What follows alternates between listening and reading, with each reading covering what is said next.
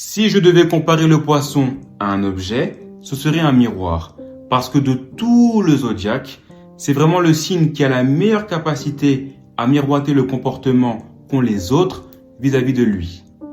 Le mode d'emploi d'un poisson n'est pas si compliqué que ça finalement. Si vous le traitez mal, il vous renverra cette même énergie négative ou vous ignorera, tout simplement, afin d'économiser ses batteries.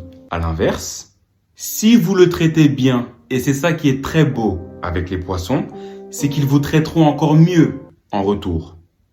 Traitez-les bien avec 100% de bienveillance et ils vous le rendront avec 200% d'amour brut. Et franchement, vous ne serez pas déçus. Donc, avant d'aller vous plaindre à qui voudrait bien l'entendre que le ou la poisson que vous côtoyez n'est pas une bonne personne, commencez tout d'abord par prendre en compte la poutre que vous avez dans l'œil avant de pointer du doigt le morceau de paille que votre poisson a dans les yeux.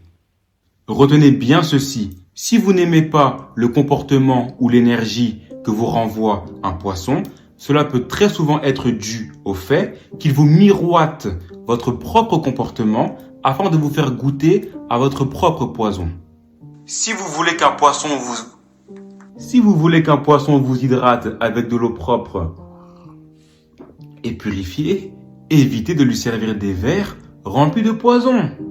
Car ce même poison pourrait vous être resservi avec une dose beaucoup plus puissante et nocive. Donc faites très attention. Et ce qu'il faut donc retenir du poisson, c'est que ce